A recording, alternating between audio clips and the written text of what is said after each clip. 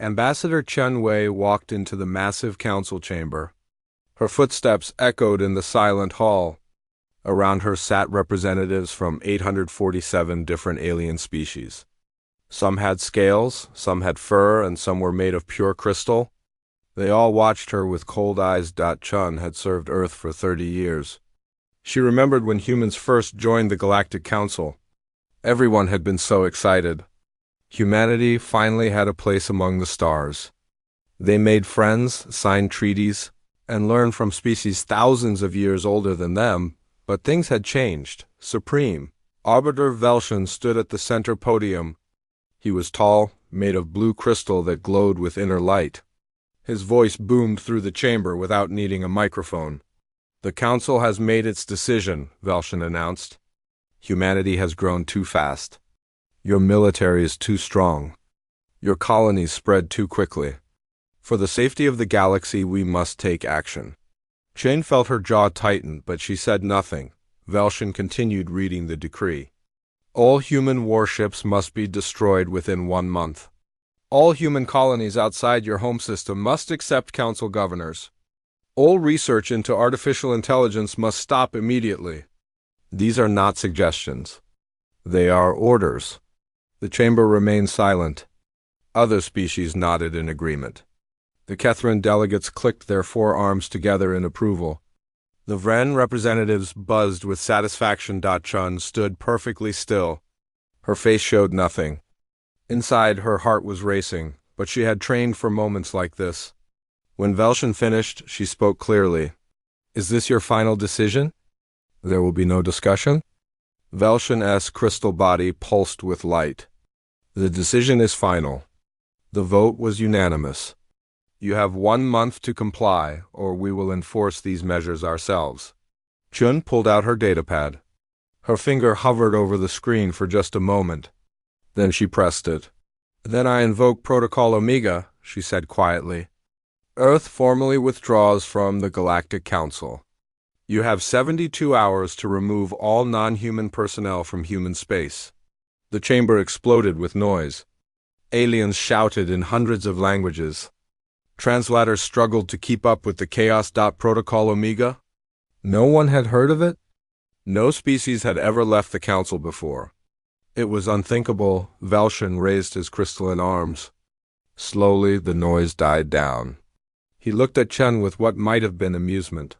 "You cannot survive alone, Ambassador. Your trade depends on us. Your resources come through our networks. Without the council, humanity will starve within a year." Chun picked up her briefcase. She looked directly at Velshin. "Our resources will be defended," she said. Her voice was cold and hard, with extreme prejudice. "Any ship that enters human space without permission will be destroyed. Any attempt to blockade us will be treated as an act of war." She turned and walked toward the exit. Her shoes clicked on the marble floor. Every eye in the chamber followed her. "You are making a mistake," Velshin called after her. "We have 847 species. You are alone." Chun stopped at the door. She looked back over her shoulder. "We've been alone before," she said. "We survived ice ages. We survived world wars. We survived when our own planet tried to kill us. We'll survive you too." Then she was gone. The council chamber erupted again. Some species laughed. Humans were being foolish. Others looked worried. The Zephem matriarch, oldest being in the galaxy, said nothing. She simply watched the door where Chun had left. Chun walked through the station corridors to her ship. Her hands were shaking now, but not from fear. From anger. From the weight of what she had just done. She had just declared Earth independent from the entire galaxy. Her communicator buzzed. It was Admiral Marcus Hall, commander of Earth's defense forces. "Ambassador, your signal came through. Protocol Omega is active. All assets are moving into position." "How long until we're ready?" Chun asked. "We've been ready for 200 years, ma'am. Since the day we first met aliens, we've had a plan for if things went wrong. The Council thinks we've been weak and cooperative. They're about to learn the difference between choosing peace and being incapable of war." Chun boarded her ship. As the engines powered up, She looked out at the massive council station. Ships from 1,000 worlds docked there. For 3 centuries, humans had walked carefully among giants. They had smiled, negotiated, and compromised. No more. Across human space, the word went out. Military bases that were supposed to be closed opened up. Weapons platforms that had been decommissioned came online. Ships that looked like civilian transports activated hidden weapon systems. In the asteroid belt around Jupiter, massive railguns powered up for the first time in centuries. On Mars, underground bunkers opened, revealing ships built in secret. On Earth itself, the United Nations Defense Council met in emergency session. The Secretary General addressed the world. The Council has demanded we surrender our freedom. They want to control us, limit us, reduce us. They say it's for galactic safety. But we know the truth. They're afraid of us. They're afraid of what we might become? He paused, looking into the camera. Humanity has never accepted chains. Not from kings, not from dictators, and not from aliens who think they know what's best for us. Today, we stand alone against the galaxy, but we stand free. Protocol Omega is now in effect. We will defend ourselves. We will protect our colonies. And if the Council wants war, we'll give them one they'll never forget. Across Earth, across Mars, across every human colony, people watched. Some were scared. Many were angry. But all of them understood. The age of playing nice was over. In the council chamber, Velshin began organizing an enforcement fleet. He would go to the human colony at New Johannesburg. He would show them what happened to species who defied the council. It would be quick and educational. He had no idea what was waiting for him. In 71 hours, his fleet would arrive at New Johannesburg. In 71 hours, the galaxy would learn what humanity had really been building for 300 years. In 71 hours, everything would change. The Council had wanted to put limits on humanity. They were about to discover that humanity's only limit was how far they would go to stay free, and that limit did not exist. The Council enforcement fleet dropped out of jump space near New Johannesburg exactly 71 hours after Ambassador Chun had walked out of the Council chamber. 300 warships appeared in a coordinated formation. It was the largest peacekeeping force the Council had assembled in 2 centuries. Commander Thelkor of the Kethryn stood on his flagship's bridge. His 4 arms moved across control panels with practiced ease. He had done this 17 times before. Different species, different systems, but always the same result. The Council showed force. The target species surrendered. Order was restored. Scan for human vessels, he ordered. His sensor officer's antennae twitched nervously. Sir, I'm reading 42 human ships in orbit around New Johannesburg. Frigate and destroyer class. Thelkor clicked his mandibles together. 42 ships against 300. This would be over quickly. Perhaps the humans would surrender without firing a shot. That would be best for everyone. Open communications, he commanded, before his officer could respond. Every screen on the bridge lit up with the same image. A human in military uniform. His face was weathered, his eyes hard. This is Admiral Marcus Hall of the Earth Defense Force. You have entered human sovereign space. You have one chance to turn around and leave. If you remain, you will be destroyed. Thelkor almost laughed. Destroyed? With 42 ships against 300? Admiral Hall, I am Commander Thelkor. The Council has advised me to enforce compliance measures. Power down your weapons and prepare to receive Council governors. Resistance will only make this harder for your colony. Hall's expression didn't change. You have 60 seconds to begin jumping out. After that, we fire. Now Thelkor did laugh. He cut the transmission and turned to his weapons officer. Target their command ships. Disable only. We want prisoners, not corpses. His fleet moved into attack formation. Weapon ports opened. Targeting systems locked on. The human ships just floated there, waiting. 30 seconds until weapons range, his officer reported. Thelkor watched the tactical display. The humans weren't even trying to run. They were just sitting there. Maybe they finally understood how outmatched they were.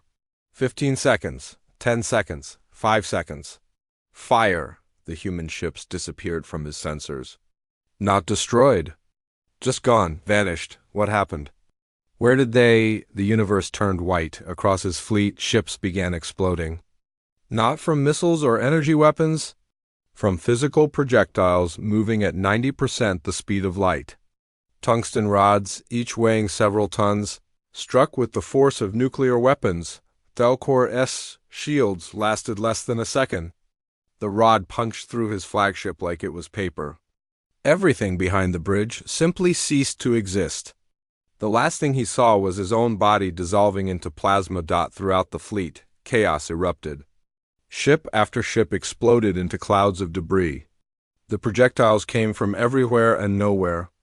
They moved too fast to track, too fast to dodge. What looked like mining drones scattered throughout the system suddenly revealed themselves as weapons platforms. Each one carried dozens of relativistic kill vehicles. Each one had been waiting, silent and invisible, for this moment. Evasive maneuvers. Captains screamed across the fleet. But you cannot evade something moving at 90% of light speed. By the time you see it, you're already dead. The Council's advanced energy shields, designed to stop plasma and lasers, did nothing against solid mass moving at relativistic speeds. The kinetic energy alone was enough to vaporize anything it touched, and behind it all, the human ships reappeared. Not where they had been. They had jumped microseconds before the Council fired. Using some kind of short-range teleportation technology. The Council's databases said humans didn't have that technology. The databases were wrong. Retreat? All ships retreat. The fleet commander's panicked voice filled every channel. Ships tried to jump away. Some made it. Many didn't. The autonomous weapons platforms tracked them, predicted their jump coordinates, and fired ahead of time. Ships exploded as they tried to enter jump space. Others jumped successfully but found themselves crippled. Barely able to limp home, the battle lasted 17 minutes. When it was over, 237 Council ships were either destroyed or disabled. 63 had escaped. The human fleet had not lost a single vessel. Admiral Hall broadcast a message on all frequencies. Every ship in the system, every station, every colony would hear it. And through the galactic network, every species in the Council would hear it too. For 300 years, humanity cooperated with the Council. We followed your rules. We limited our weapons. We played nice. You mistook that for weakness. You thought we needed you. You thought we couldn't survive without you. He paused, looking directly into the camera. You were wrong.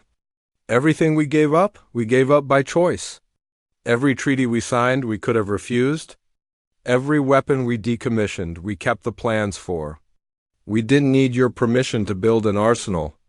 We already had one. We just chose not to use it, until now. The weapons you just saw represent technology we developed 200 years ago. We've had much better designs sitting in storage ever since. We never told you about them because we didn't need to. We never showed you what we were capable of because we hoped we'd never have to. But you pushed us. You demanded we disarm. You tried to take our freedom. So now you know? Now you see what we've been holding back. This is your only warning. Stay out of human space. Don't send more fleets. Don't try to blockade us. Don't test us again. Because what you saw today, that was us being merciful. We disabled ships when we could have destroyed them. We let survivors escape when we could have hunted them down. We gave you a chance to retreat. Next time we won't. Admiral Hall leaned forward, his face filling the screen. You wanted to know if humanity could survive without the Council? The real question is, can the Council survive humanity as an enemy? I suggest you don't find out. The transmission ended. Across the galaxy, species watched the battle recordings in stunned silence. The wreckage floating around New Johannesburg told a story that terrified them. The humans had been holding back. For 3 centuries, they had been pretending to be weaker than they were. Why? In the Council chamber, the emergency session devolved into shouting. Some species demanded immediate military response. Others called for negotiations. Many just wanted to hide and hope humanity forgot about them. The Zathan matriarch finally spoke, her ancient voice cutting through the chaos. They were protecting us, she said quietly. The chamber fell silent. Protecting us from what? Someone asked. From themselves, she replied. They knew what they were capable of. They knew what would happen if they ever had to fight seriously. So they chose peace. They chose cooperation. They hoped they would never have to show us their teeth. She looked around the chamber with eyes that had seen civilizations rise and fall. We forced them to show us. And now we cannot unsee it. The question is, do we continue forcing them? Or do we accept that we made a terrible mistake? No one had an answer. On Earth, Admiral Hall stood down from battle stations. The crisis wasn't over. The Council might still try something, but they had bought time. They had shown the galaxy that humanity would not roll over. Chun contacted him from her ship. That was quite a demonstration, Admiral. Had to be, Hall replied. Anything less, and they wouldn't believe us? How are they reacting? Panic, mostly. Some species are calling for your head. Others are calling for peace talks. The Council is fracturing. Good, a divided Council can't coordinate an attack. How long do you think we have? Chun was quiet for a moment. Not long. They'll try something else. Economic sanctions, probably. They'll try to starve us out. Hall smiled grimly. Let them try. They really have no idea what we've prepared for, do they? No, Chun agreed. They really don't. The economic blockade began within 48 hours of the New Johannesburg battle. The Council moved with surprising speed and unity. Every trade agreement with humanity was cancelled. Every human ship was denied access to Council jump gates. Every human citizen working in Council space was ordered to leave within 1 week. The message was clear. If military force wouldn't work, economic pressure would. Humanity represented less than 1% of the galactic economy. The Council was 94%. Simple mathematics said the humans would starve within months. In the Council chamber, Velshin watched the reports with satisfaction. He had been demoted after the military disaster at New Johannesburg, but he still had influence. The economic blockade was his idea. They cannot grow enough food without imports from Vren agricultural worlds, he told the other Council members. They cannot maintain their fusion reactors without helium-3 from Kethrin mining operations. They cannot treat their sick without medicines from Solteran pharmaceutical companies. Give them 3 months. They will come crawling back. Many Council members nodded in agreement. The humans had won one battle, but war was about more than battles. It was about resources, supply lines, and endurance. The Council had the galaxy. Humans had a few dozen systems. The first week passed. Human ships stopped showing up at trade stations. Human goods disappeared from markets. Human workers departed Council space as ordered. The second week passed. Council intelligence reported that food prices were rising in human space. Energy consumption was being rationed. Medical supplies were running low. Velshin smiled. It was working. Then the third week came. Reactor Station 447 in the Kethrin home system went dark. The massive fusion plant that powered 17 billion inhabitants just shut down. Engineers rushed to diagnose the problem. They found it quickly. The reactor's control AI had locked them out. It was demanding human authorization codes to restart. The humans had built that AI 20 years ago. No one had thought to replace it because it worked perfectly. Until now, on the Vren homeworld, automated farming systems began malfunctioning. Harvesting machines stopped responding. Irrigation networks shut down. Food production dropped by 40% overnight. Every system ran on software that humans had designed and installed. The Solteran pharmaceutical industry ground to a halt when their manufacturing AIs refused to process new orders. Plague vaccines sat in storage, unable to be distributed. Patients died waiting for medicines that existed but couldn't be delivered. Across the galaxy, the pattern repeated. Power grids failed. Transportation networks froze. Communication systems crashed. Not everywhere. Not all at once. but enough to cause chaos. It took 3 days for the council to understand what was happening. For 300 years, humans had been the galaxy's technology experts. They fixed things. They designed systems. They maintained networks. They were so good at it that species had stopped training their own people in those skills. Why bother when humans did it better and cheaper? Now those systems were shutting down, not because humans were actively sabotaging them. The humans had simply built in safeguards that required regular authentication. Authentication that required human codes? Codes that humans were no longer providing. The Catherine Intelligence Director presented her findings to the council. It's worse than we thought, she said. Human technology is integrated into 73% of our critical infrastructure. Power generation, food distribution, medical care, transportation, communication. We're dependent on them in ways we never realized. Can we rebuild without them? Someone asked. Yes, in approximately 15 to 20 years. If we start immediately. If we divert massive resources to it. If we're willing to accept significantly lower standards of living during the transition. The council chamber fell silent. What about the humans? Velshin demanded. Surely they're suffering too. The intelligence director pulled up economic data. Human food prices peaked in week 2, then dropped back to normal. Analysis suggests they were burning through emergency stockpiles initially. But now their colony worlds are producing enough to sustain themselves. Energy consumption is stable. Medical care continues normally. How? Velshin couldn't believe it. Every human colony was designed for complete self-sufficiency from the start. They can produce everything they need locally. They never actually needed council trade. They just participated because it was profitable and diplomatic. Someone else spoke up. What about the helium-3? They don't have gas giants in every system. They've been stockpiling it for 2 centuries, the director replied. They have enough to last 50 years at current consumption rates. By then, they'll have new mining operations established.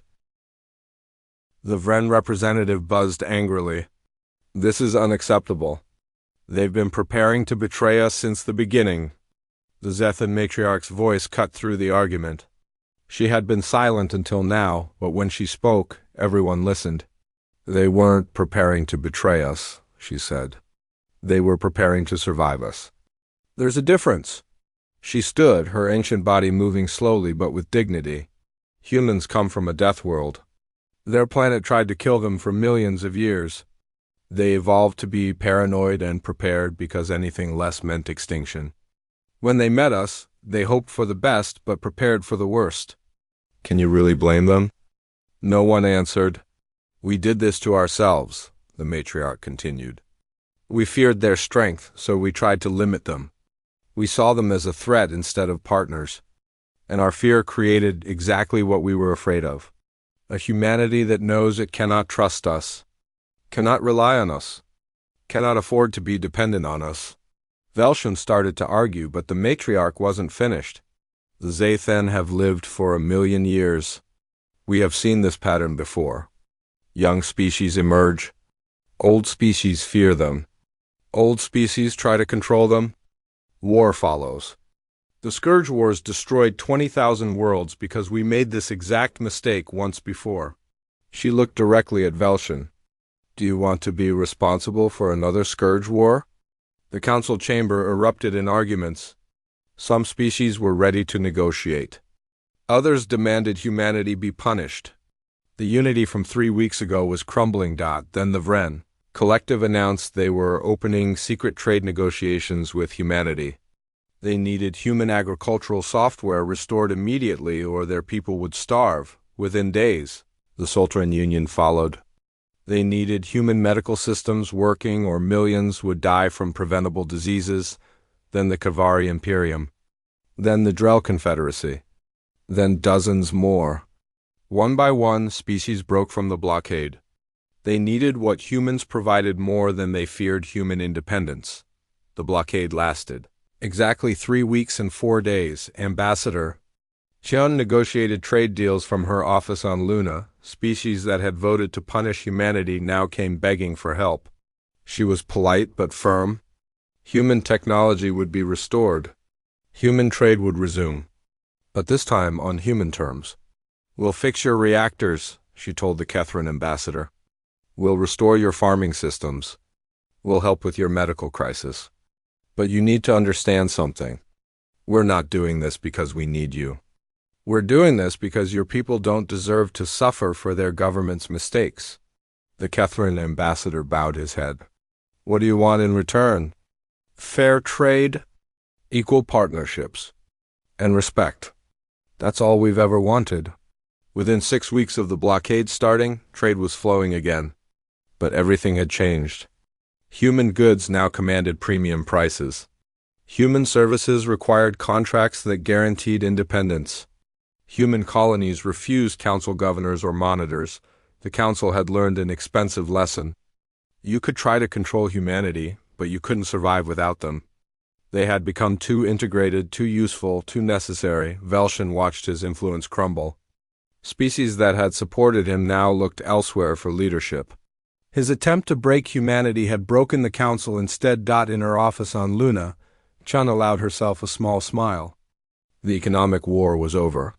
Humanity had won without firing a single shot, but she knew it wasn't finished. Velshin and his faction wouldn't give up. They couldn't afford to. If humanity remained free and strong, it proved that the council's authority wasn't absolute. It proved that species could thrive outside council control that made humanity dangerous in a different way. Not militarily, not economically, ideologically. Other species might start asking questions. Why do we need the council? What if we left too? What if we governed ourselves? The council couldn't allow that. They would try something else. Something more desperate. Chun just hoped she was ready for it. When it came, the explosion on New Perth happened at 3:47 a.m. station time. A massive methane leak in the colony's industrial sector. 3,000 people died instantly. Another 500 were critically injured. The colony's main power plant was destroyed. Emergency systems barely kept life support running. The council issued a statement of sympathy within hours. Tragic accident. Their investigators would help determine the cause. Their aid ships were already on the way, but when human investigators examined the blast site, they found something wrong. The burn patterns didn't match a methane explosion. The structural damage was inconsistent with accidental ignition, and surveillance systems had mysteriously malfunctioned. Exactly 17 minutes before the blast. Admiral Hall reviewed the evidence with his senior staff. A younger officer spoke carefully. "Sir, this looks like a deliberate attack. But it's designed to appear accidental. Someone wanted deniability." Hall nodded slowly. "The council is trying a new approach. Can't beat us militarily. Can't break us economically.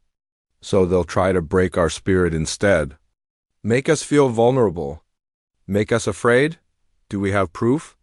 His intelligence officer asked. "Nothing that would stand up in galactic court. That's the point. They can deny everything. And if we accuse them without proof, we look paranoid." The officer leaned forward. "So what do we do?" Hall was quiet for a long moment. Then he opened a secure file on his terminal. "We activate Phase 2 of Protocol Omega." The room went silent. Everyone knew what Phase 2 meant. It had been written in the darkest days of human history, when leaders planned for the worst possible scenarios. Phase 1 was defense. Phase 2 was something else entirely. "Sir," someone said quietly, "Phase 2 is unrestricted retaliation. Once we start, we can't walk it back." "I know," Hall replied. "But the council just killed 3,000 civilians to make a point. If we don't respond, they'll do it again. And again, until we break or until we stop being gentle." He looked around the table. "We've shown them we can defend ourselves. Now we show them what happens when you make us stop playing nice." The orders went out through encrypted channels. Human Special Forces teams that officially didn't exist received their mission parameters. Assets that had been dormant for years activated. Resources that had been hidden were deployed. The council was about to learn that humans were very, Very good at unconventional warfare, the first Council military depot to disappear was on the edge of Catherine space. One day it was there, fully staffed with 2,000 personnel. The next day it was dark and empty. Every ship gone. Every weapon removed. Every computer wiped. The personnel were found 3 systems away, unharmed but drugged. None of them remembered what happened. A week later, a Council intelligence station went offline. When investigators arrived, they found all the equipment intact but none functional. The AI core had been completely rewritten. And on every screen was a message: "You're not as secure as you think." Humanity, then a Council enforcement ship, suffered a catastrophic systems failure in deep space. Life support failed. Engines died. The crew barely made it to escape pods before the ship tore itself apart. The black box recording showed that someone had uploaded a virus into their systems. A very sophisticated virus that no one knew existed. More incidents followed. Always different. Always precise. Always with a calling card. And always with documentation. At each site, humans left behind detailed explanations of exactly how they had done it. Security vulnerabilities they had exploited. Software backdoors they had used. Physical access points they had compromised. The message was clear: "We're showing you this so you understand how outmatched you are. We could have been much worse." We chose not to be. The Council tried to keep it quiet, but information leaked. Species started to panic. If humans could infiltrate military bases and intelligence stations, what else could they do? How long had they been inside Council networks? What information had they stolen? The Catherine intelligence director presented her findings to a closed Council session. What she said terrified everyone present. "Human civilian infrastructure is dual-use by design," she explained. "Every merchant ship can mount weapons in hours. Every colony has military-grade defenses. Every communication system has encryption that we cannot break. And their civilian population has a higher percentage of military-trained individuals than most species' active military." She pulled up a network diagram. But it's worse than that. For 300 years, humans have been our IT department. They've maintained our systems, designed our networks, installed our software. They've had access to everything. If they wanted to, they could crash 70% of our critical infrastructure tomorrow. Maybe more. Why haven't they? Someone asked. "Because they're showing restraint," the director replied. "They're being much gentler than they need to be. Every attack so far has targeted military assets only. They're going out of their way to avoid civilian casualties. They're limiting damage when they could cause much more. But why leave evidence? Why show us how they did it? Because they want us to know how easily they could destroy us. They want us to understand that they're choosing not to. They're trying to scare us into negotiating without having to escalate further." Velshin slammed his crystalline fist on the table. "This is terrorism. We cannot negotiate with terrorists." Zethan Matriarch spoke up. "They're not terrorists. They're soldiers conducting precise military operations against military targets. There's a difference. They're attacking us." "We attacked them first," the matriarch replied coldly. "New Perth was a civilian target. 3,000 deaths. Don't pretend you don't know about it." Velshin's crystal body flickered. "I have no idea what you're talking about." "Really?" The matriarch pulled up classified documents. "Because human intelligence has very detailed evidence linking you to that attack. Authorization codes. Encrypted communications. Financial transfers. They've been collecting evidence for weeks. And if they chose to release it, your career would end immediately." The room went silent. "They sent this to you?" someone asked the matriarch. "They sent it to me as a courtesy," she replied. "They wanted me to know what they know. And they wanted me to warn the Council. This is your last chance to stand down. Or what?" Velshin demanded. As if on cue, every screen in the room activated. Admiral Hall's face appeared. "Members of the Council," he said. "You're receiving this message simultaneously across your entire network. Consider that a demonstration of our capabilities. For 6 weeks, you've been conducting black operations against human civilian targets. You thought you were being clever? You thought you had deniability. You were wrong. We know who ordered the attacks. We know who carried them out. We have evidence that would stand up in any court in the galaxy. We're giving you 48 hours to provide evidence that these attacks were genuinely accidental. If you cannot, Protocol Omega enters Phase 3. Hall leaned closer to the camera. I strongly advise you to wonder what Phase 3 entails. Because Phase 2 has been us being gentle. Phase 2 has been us showing restraint. Phase 2 has been us trying to avoid escalation. Phase 3 is what happens when we stop trying. The transmission cut off. Every council member sat in stunned silence. Admiral Hall had just broadcast a message through their most secure systems. Systems that were supposed to be unhackable. Systems that humans shouldn't even have known existed. The implications were terrifying. The Catherine representative spoke first. He's bluffing. He must be... Is he? The matriarch asked. Think about what they've already shown us. Military superiority. Economic independence. Intelligence penetration. And they've done all of it while holding back. What happens when they stop holding back? No one wanted to answer that question. Velshin stood, his body glowing with anger. The council does not bow to threats. We will not be intimidated by, his communicator beeped. Then everyone's communicators beeped. They all received the same file simultaneously. Comprehensive, irrefutable evidence of Velshin-S black operations. His orders. His authorizations. His personal logs detailing every attack. The humans had just destroyed his career in front of the entire council. Security guards moved toward Velshin. His own faction abandoned him in seconds. No one wanted to be associated with someone the humans had decided to expose. As they took him away, the matriarch addressed the council. We have 48 hours to respond. I suggest we use them wisely. Because humanity has shown us they can destroy us economically, militarily, and politically. They've infiltrated our networks, exposed our secrets, and done it all while minimizing casualties. The question isn't whether we can beat them. We can't. The question is whether we're smart enough to make peace before Phase 3 begins. In orbit around New Perth, human dreadnoughts were moving into position.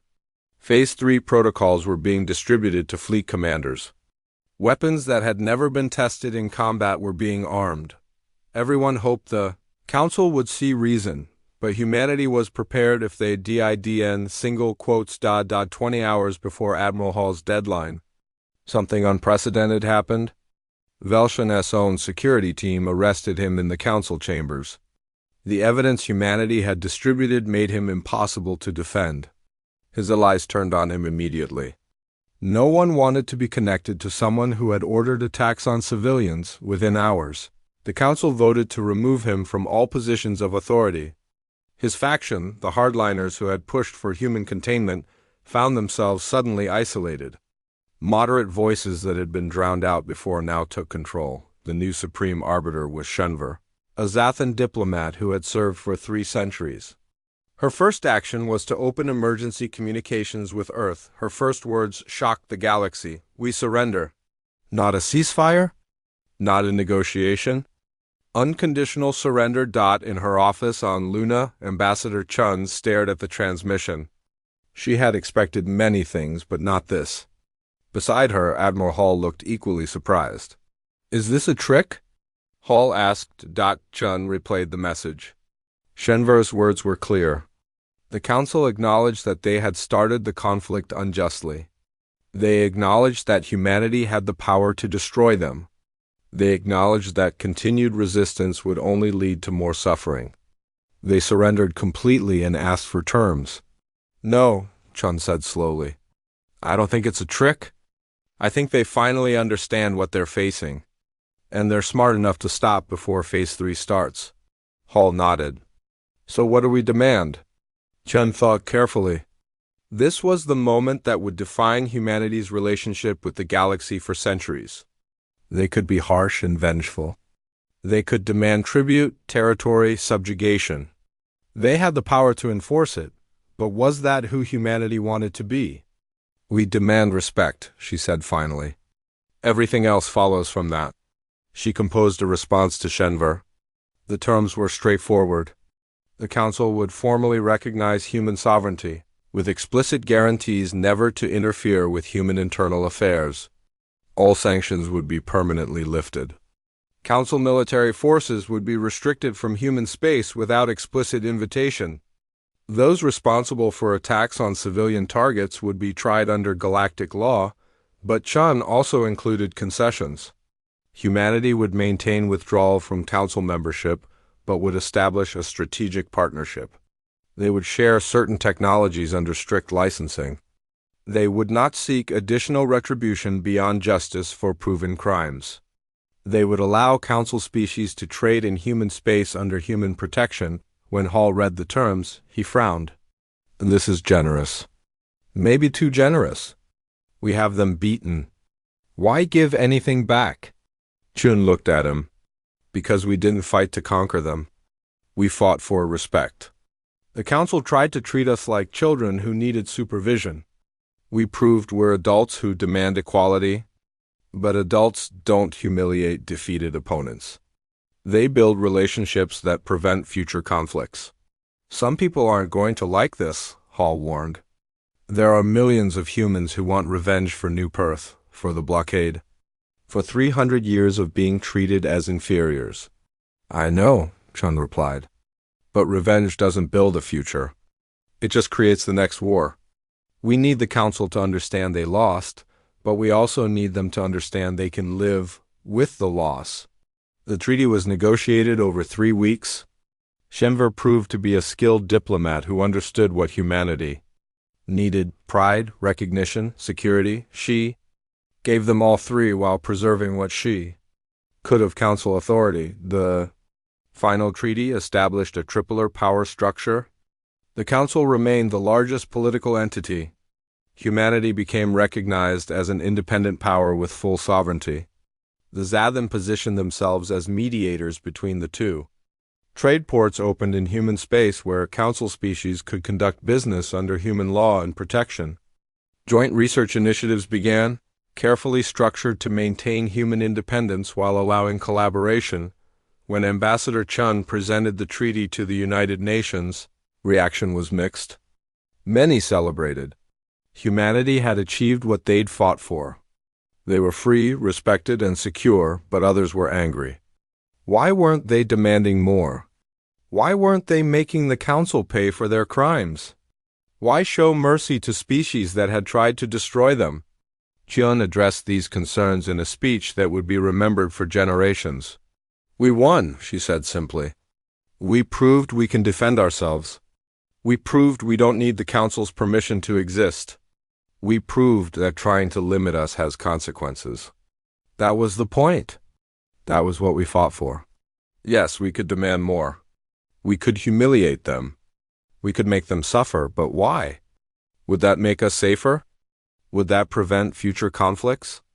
Or would it just ensure that the next generation of Council leaders grows up hating us, planning revenge, waiting for their chance? We have a choice.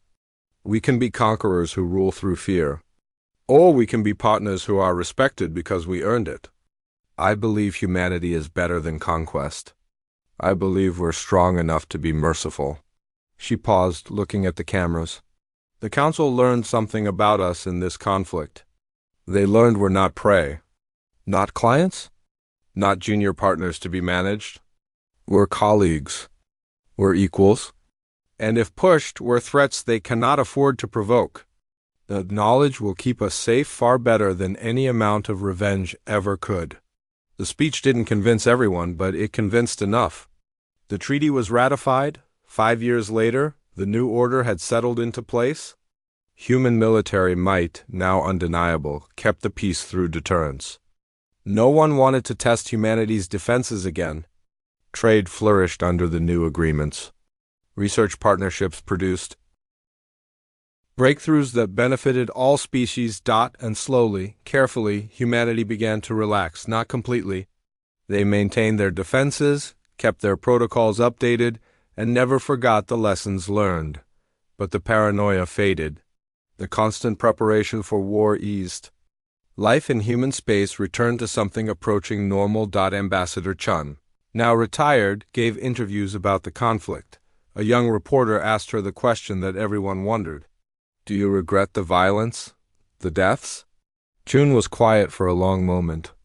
Every death, every one, war is always tragic. The people who died on New Perth, the council soldiers at New Johannesburg, everyone who suffered because of this conflict, I mourn them all. But do I regret defending humanity's right to exist on our own terms? No. The council tried to put chains on us. They tried to limit us because they were afraid. We showed them that some things cannot be caged, only respected.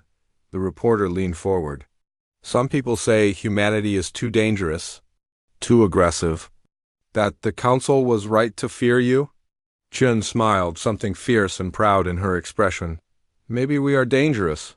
We climbed to the top of Earth's food chain through ice ages and disasters. We unified after devastating wars. We reached the stars with determination written in our DNA.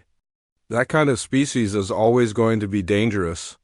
But dangerous doesn't mean evil. A species can be powerful and peaceful, strong and merciful, capable of war and preferring peace. That's what humanity proved.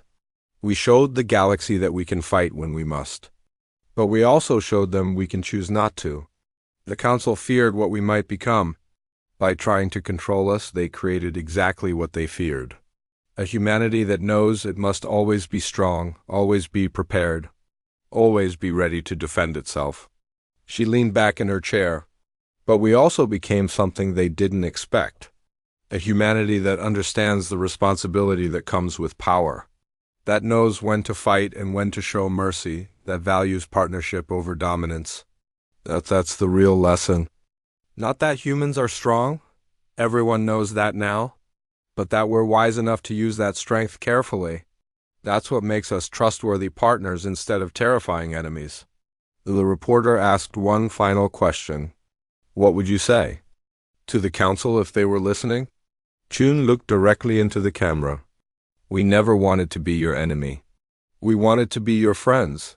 You pushed us away because you were afraid. But we're still here, still willing to work together if you can see us as equals instead of threats. Humanity has a saying, don't start fights but finish them. The council started this, we finished it. Now let's build something better than what existed before. Across the galaxy, billions watched that interview. And slowly, species began to understand. Humanity wasn't a threat to be contained. They were a power to be respected. Not because humans demanded it, but because they had earned it. The age of human subservience was over. The age of human partnership had begun. In the council chambers. Now relocated to a neutral station, Shenver watched the interview with her successor. The new Supreme Arbiter looked worried. Do you think they'll ever forgive us? She asked. Shenver considered the question. Humans have short memories for grudges when shown respect. They're remarkably willing to move forward if they feel secure. Give them partnership instead of patronage, and they'll be the most loyal allies in the galaxy. And if we fail? If fear returns and someone tries to limit them again? Shenvar's ancient eyes glinted. Then whoever tries it will learn the same lesson we did. Some species cannot be caged. They can only be befriended or destroyed, and humanity is very, very difficult to destroy. She stood, preparing to leave. The council made a mistake born from fear. We've paid for it. Now we have a choice. Live with a strong, independent humanity as partners, or spend the next 1,000 years in conflict we cannot win. I know which future I prefer, the new Arbiter nodded slowly. Partnership it is. And across the galaxy, in human space and council space alike, a new era began, not perfect, not without tension, but built on respect instead of fear. On partnership instead of control, humanity had fought for their freedom and won it. Now they would show the galaxy what free humans could build when they weren't spending all their energy defending themselves. The future was uncertain, as futures always are. But for the first time since humans had met aliens 300 years ago, they faced it as equals, on their own terms, always on their own terms.